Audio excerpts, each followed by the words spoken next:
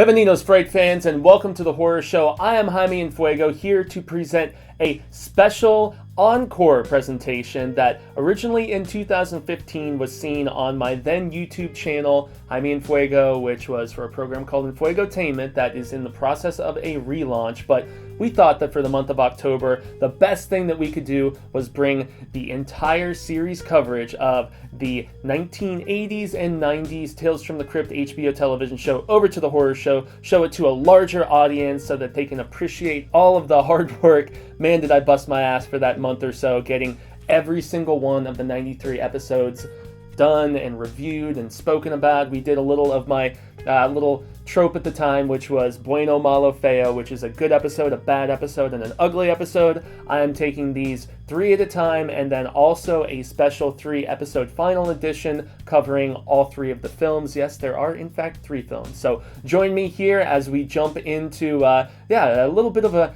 horrific relic that I am very proud to show all of you guys. So until next time, stay scared.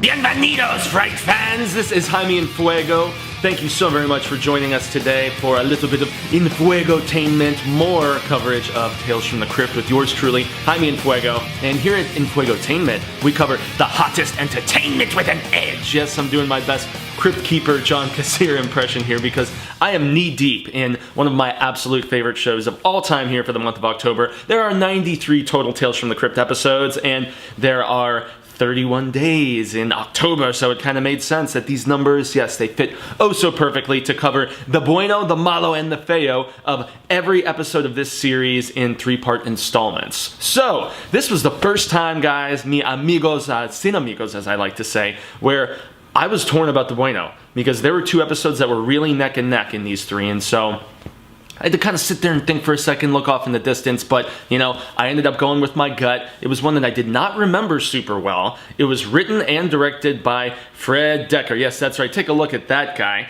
And the story actually originated in Tales from the Crypt number 22. That's right, in the old 50s EC Comics before the comic code came in and destroyed everything. But this episode, Fred Dekker, man, he was really getting his hands on Tales from the Crypt from the very first season on. He scripted a couple episodes, and this was his first time getting behind the camera. And it's got Terry Hatcher in it looking oh so beautiful. You know, Ms. Lois Lane for those fans of the New Adventures of Superman in the 90s like I was. But the real star of this one is that slimeball Miguel Ferrer, and he has been in so many iconic just like genre stuff. I mean, he is most notably recognized as the creator, I think, of the RoboCop suit in RoboCop, if I remember his role correctly. So that's what most people might remember him from, but I always think of like his role as Lloyd in The Stand, and his role as the Slimer in Deep Star 6, underrated movie. But he's done so many things, man, and he is very slimish in this one, although one of my favorite roles of his is not a slimish one. It's where he's in Hot Shots Part Dukes, and he's running around going, "War, it's fantastic." But yeah, he is really the shining light, or the darkness, I should say, in this. He is basically the manager of Terry Hatcher, who is a model, and she gets a little carousy with one of the cameramen and one of her photographers, I should say, and he does not approve because he wants to make her his own, and they've broken up, or they're still kind of living, who the hell knows, man, you know how relationships go. But this one is, it's got some good gore, it's got some good kills, it builds the suspense well, and Fred Dekker, man, the Monster Squad, the Night of the Creeps, he's working on the new Predator with Shane Black right now. I mean, solid guy. So he gets the bueno, man. This particular episode, it's called The Thing from the Grave, and it is damn good. So possibly one of my favorite Tales from the Crypts of all time. So it was nice to be refreshed about it. Unfortunately, we do have to get to the Malo, and the Malo story comes from Shock Suspense Stories number 11, which was another comic in the EC Comics family at the time. And this one was called Three's a Crowd, and it's one of, man, there are so many episodes in Tales from the Crypt about cheating, suspicion of cheating, gold diggers. I mean, I guess that was really a fear in the 50s, was that type of, you know, those type of problems behind closed doors and, you know, domestic life or something. But I don't know, you've basically not got any big stars in this one, and even the director was a no-name. I'm not even going to mention because it's the first one where the guy who directed this didn't even have a Wikipedia. Yeah, so no big names like Schwarzenegger or Zemeckis or, you know, even like the Walter Hills or the guys who have done more notable stuff. This director, donuts as far as big stuff. But, you know, I'd say the only interesting thing is that the lead, who is this husband who's positive his wife is cheating on him with his former best man, he does his best Gary Busey crazy impression, and he starts getting those eyes, man, near the end as he's really kind of unraveling things. He goes to a cabin to celebrate his anniversary, but with this other guy. So even though he's got all these crazy suspicions and whatnot, I'd say a lot of them were warranted, you know, because of the fact that, you know, he's pretty positive this affair is going on. But I guess the only red flag would be that they wouldn't be so blatant about it. But, you know, you really don't know until the very end if it's actually happening or not. So no spoilers here, but yeah, this one from the shock suspense stories, it is definitely our thumbs down from Jaime En Fuego here for my month-long Tales from the Crypt coverage. So now we finally come to the Feo, and the Feo is actually the episode that was in the running to be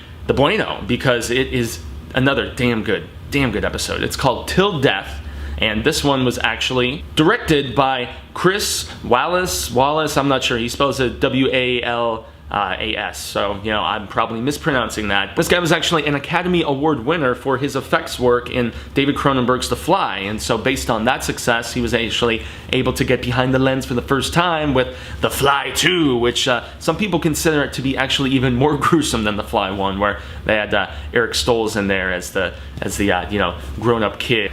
But yeah, this one deals with voodoo, and there's basically this rich tycoon guy. He's trying to build this amazing resort hotel type thing, but he's down in, I'm not sure if he's in Jamaica or some sort of he's basically in the Caribbean, and, you know, his entire land where he's planning to build this on is like quicksand and swamps and all this stuff like that. Who knows, maybe they're like somewhere in the south in like the bayou, I don't know. But long story short, this guy meets this British, you know, just, I guess she's very, you know, well-fortuned or something, I don't know. She's there visiting a business partner of his, and so he's immediately infatuated, and he wants to make her his own. But she doesn't like him, and honestly, she's kind of a biatch, and, you know, he's like, how can I get this woman to swoon and actually take me on? So what does he do? Yeah, he goes and he consults his ex, who is like a crazy voodoo priestess almost, who gives him some liquid to, you know, I guess kind of brainwash her, so to speak, into loving him. So you gotta think though, man, that is not the best logic, and that is some Feo right there. The dumb things, the ugly things that people will do for love, man. I'm telling you, it's it gets pretty graphic. It's right up there as far as the gore content goes, maybe even more so.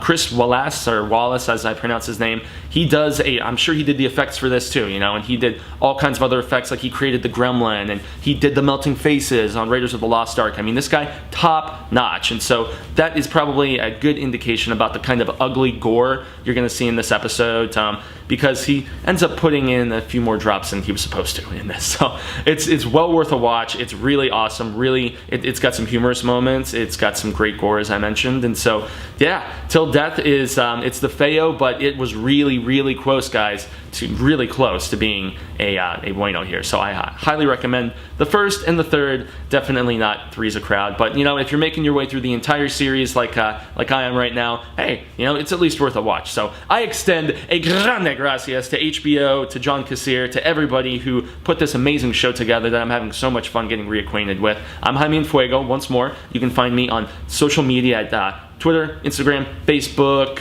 you know, all that jazz, and obviously here on YouTube where you're watching me right now. So once again, I extend a grande gracias for tuning in, and I look forward to seeing all of you tomorrow. Today is October 4th. Tomorrow will be the 5th, and I will have 3 more episodes of Tales from the Crypt coverage coming at you. So looking forward to that, and looking forward to seeing all of you mañana. So until then, sin amigos, adios. Peace out.